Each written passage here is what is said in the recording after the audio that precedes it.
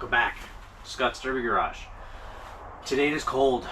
I think it's about negative 20, negative 25 here in Southern Ontario. But I'm outside making a video. And this is going to be a 2025 summary slash year in review kind of video. So let's get started. So some of you may know this, but most of you won't. It's been just over a year now since I moved into my own house out in Ayr, Ontario. A small little town, but it's nice. And this is obviously new. This is my new Derby Garage, so get used to it. This is what we're going to see for most of my building videos from now on. When it's raining, I can come out working here, which is nice. This is just a carport I got from Canadian Tire. Right now it's just storing my daily. Maybe we'll do a video on my dailies at some point. So we made it to 2026. And with that being said, the 2025 season is come and gone. Everything's been packed up. Long time ago, we were ready for all the snow. So all the cars are sleeping away. I'll walk you around and show you guys my setup. But yeah, what's different though? We still got the Camry. That's my new race car. We got the girlfriend, or now fiancés, Sentra still here. I have one of my trailers. I have my old winter beater, Toyota Echo. We'll talk about that soon. And I got the truck still stored at a buddy's place. I never ended up finishing it, but that's the first thing on the list for this year. I also have an express van, and yeah, it's pretty full over here. But it's nice. I have a second driveway, so I got lots of room for all my toys. So, like I said, there's not much to see in here. This is a 20-foot by 10-foot carport. So what's nice is I think I can actually get my small trailer in here with a car on it. So maybe we'll test that out. But yeah, let's check out the my setup out here.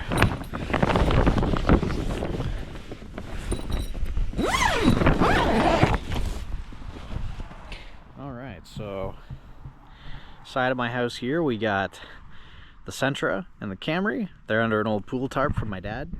And I got one of my trailers here, and the Echo just kind of acting as a kind of blocker so nobody steals my shit. So there it is. It's a nice little setup I got here. We got lots of room for activities and a nice little safe haven away from the rain. So that's going to be nice for sure. And here it is, the shed on wheels, as I like to say. This thing is going to be interesting to build because I'm not sure if I'm going to keep all the doors on. I think I might keep all the doors on, but just end up cutting out some kind of see-through holes so I can actually see where I'm going, because it's going to have no mirrors on it.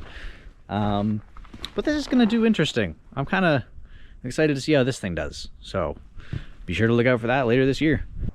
But the one that you will notice is missing is my 2002 Corolla. Let's see what happened this year. We took it to Almer.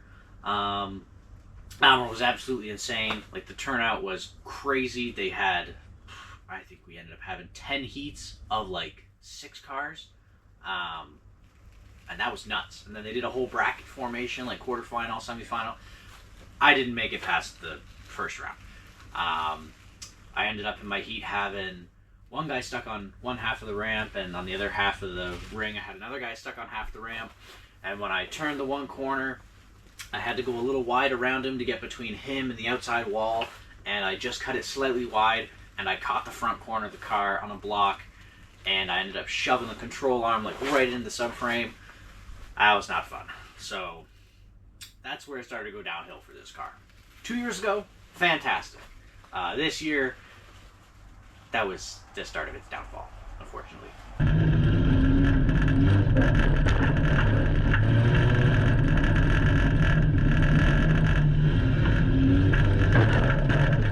So we fixed it. We ended up throwing a control arm, an axle in it. But some of you guys know, like, especially for these race cars, once they've bent, they're never the same, and they never drive the same.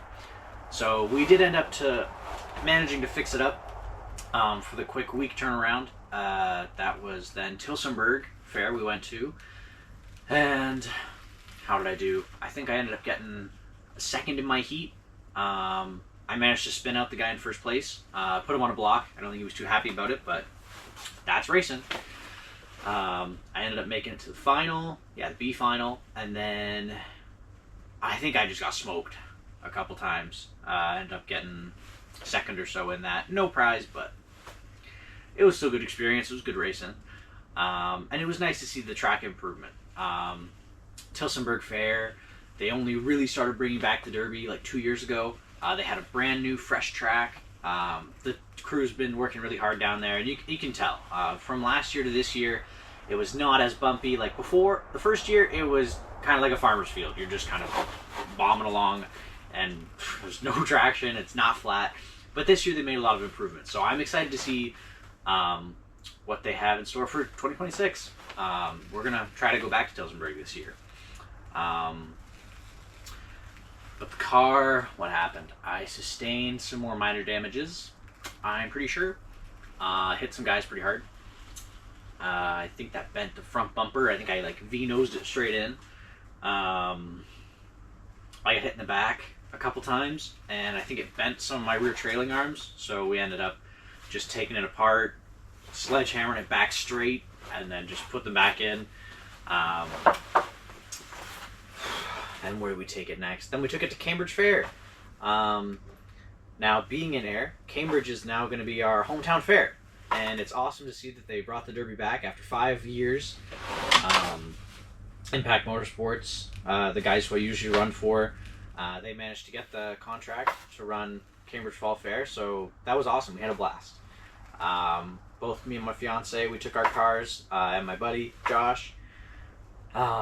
And there weren't that many cars turned out. Like, there were only 2 heats of demo cross, and it was fairly like mild racing, but it was still fun, and it was awesome to see the crowd out. We got to see some old friends, so that was nice. Really looking forward to that one this year. And Cambridge Fair is the only one we ended up actually getting a placement. Both the fiance and I got second place trophies, and yeah, that was it. Because at Rockton was insane. They normally run 6 heats of 6 demo cross, but they opened it up slightly, and it was 8 heats of 8. That was insane.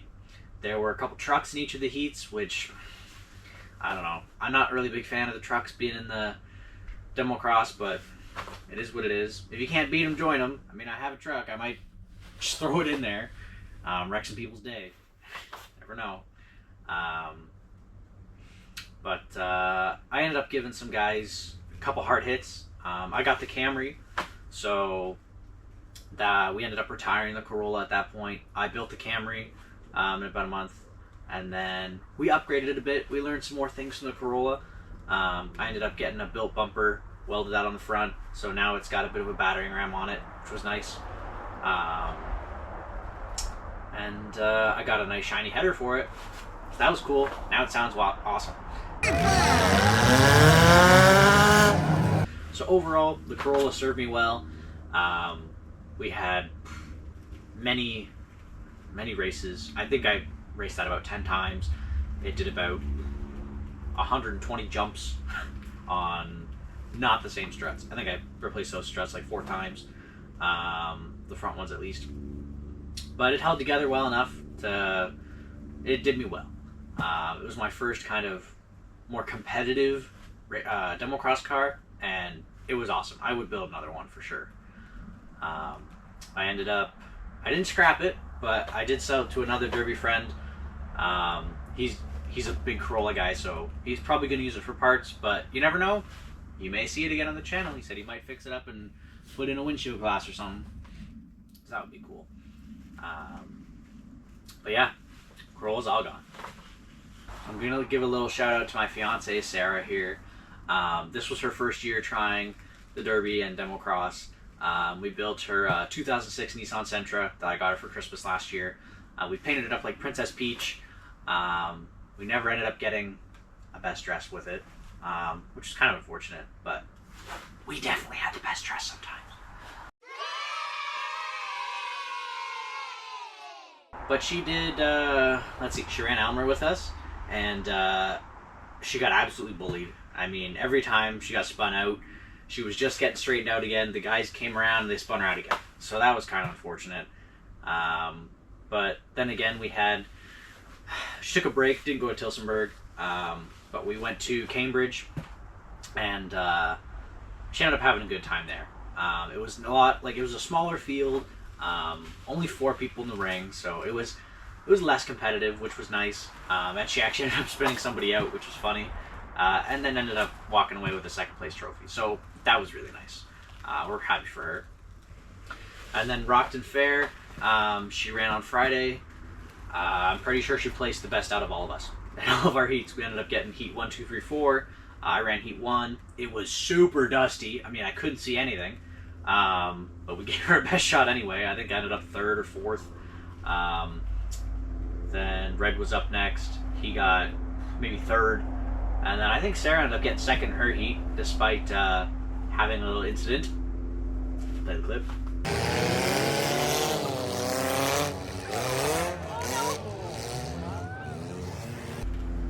And then my dad actually ended up trying out the Corolla, because we had it was still kind of banged up, but I had the Camry fully built, so I was like, I'm going to use the Camry, obviously.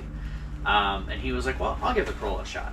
So he gets in, he's in heat 4, he's super excited, he gets going, and he smokes the block on the very first corner. And that ended up taking out the other control arm and the other axle, and we were like, well, at this point, it's not worth it, so that's when we had to call it quits with that car. But don't worry, this is not the last you've seen of Daredevil Doug. He will get another car at some point, and I think he's going to try to run the rollover again. So that'll be interesting. On to the next order of business. What's happening this year? Well, I'm going to continue racing the Camry.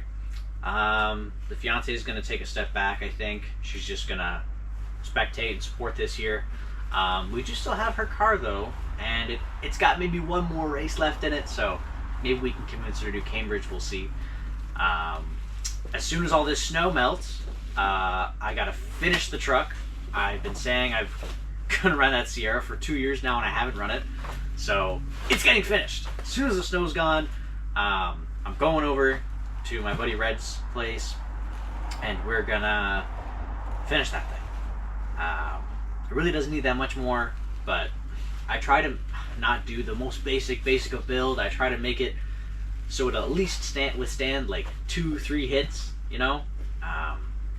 So sometimes doing a little bit extra work makes a lot of a difference. Like I moved a bunch of the wiring out of the way, because you never know in some of these cars, the fuel injection ones, like you get one ground off or something, like you cut a wire and then all of a sudden it just runs like shit and it doesn't work. So putting that little bit of extra effort in is always worth it, I think, in my opinion. But once the truck's done, then let's see, I have my Chevy Express van I got for cheap, and it's currently being used as a shed on wheels.